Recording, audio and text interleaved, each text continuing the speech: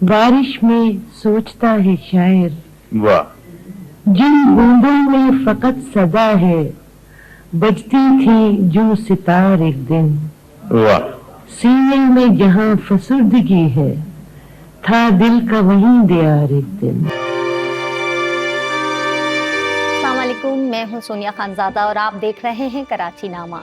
इस वक्त हम arts council of Pakistan Karachi में मौजूद हैं और जब भी हम आर्ट्स काउंसिल आते हैं तो आर्ट की जितनी भी जो है वो मुख्तलिफ मीडियम्स हैं वो हमें यहाँ नज़र आते हैं। आज यहाँ पर जो है वो फ़हमीदा रियाज साहिबा की 80वीं सालगिरह का जो है वो जश्न मनाया गया। लेकिन अगर हम फ़हमीदा रियाज साहिबा को देखें तो उनका नसर हो या उनकी शायरी वो बहुत ही मुख्तलिफ है और वो इस तरीके से कनेक्ट करती है अपने साथ पढ़ते हुए कि लगता है कि जैसे वो सामने बैठ के बात कर रही हों। बच्चों का अदब हो या फिर जो है वो शायरी से किसी की जज्बात को एहसासात को मिलाना हो तो वो सब उनकी शायरी में मिलता है। इस वक्त हमारे साथ जो हैं वो शायरा अमरीन हसीब अंबर साहिबा मौजूद हैं। उनसे जानते हैं कि वो उनके बारे में क्या कहना चाहेंगी, क्योंकि आपने बहुत गुफ्तगू की है। क्या कहना चाहेंगी? बहुत शुक्रिया। फ़हमीदा रियाज को हम फहमीदा आपा कहते थे और उनसे हमारा बड़ा करीबी ताल्लुक़ रहा। वो बहुत शफ़क़त हमारे साथ बरतती थी, बहुत उसूल पसंद ख़ातून थी और हमने कुछ ऐसे मामलात भी देखे जो हम कहते हैं कि बहुत एक शख्सियत के लिहाज से भी वो बहुत बड़ी शख्सियत थी। या मसलन एक मुशायरे में जो एक चैनल के लिए रिकॉर्ड हो रहा था, उनसे कहा गया कि आप अपना एक मिसरा तब्दील कर दीजिए क्योंकि ये हमारी पॉलिसी के ख़िलाफ़ है।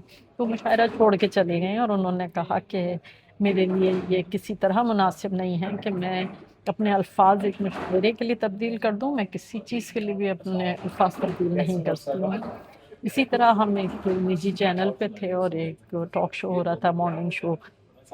उसमें वो जिस मौजू पे गुफ्तगू कर रही थी वो उस चैनल की पॉलिसी के मुताबिक नहीं था।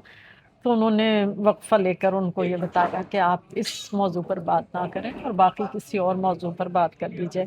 तो वो पूरे प्रोग्राम में खामोश बैठी रहीं, उनके साथ हम शरीक तो बोलते रहे लेकिन वो बिल्कुल उन्होंने गुफ्तगू नहीं की कि जिस मौजू पर हमें बात करने की अगर इजाज़त नहीं है तो फिर हम बात करेंगे ही नहीं।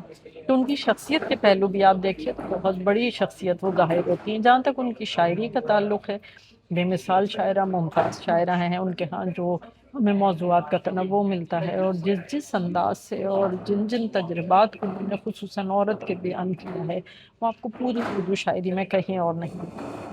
वो मुसलसल इस जद्दोजहद में लगी रहीं कि मर्द और औरत दोनों इंसान हैं और इंसान को बेहतर किया जाए। वो इंसान की ज़िंदगी बेहतर करने की जद्दोजहद करती रहीं और सिर्फ शायरी में नहीं, नस्र में भी काम किया उन्होंने और समाजी तौर पे भी काम किया। तो सोशल एक्टिविस्ट थी और उन्होंने बहुत ज़्यादा कोशिशें की इंसानी ज़िंदगी को बेहतर बनाने की, सूरत हाल को बेहतर बनाने की।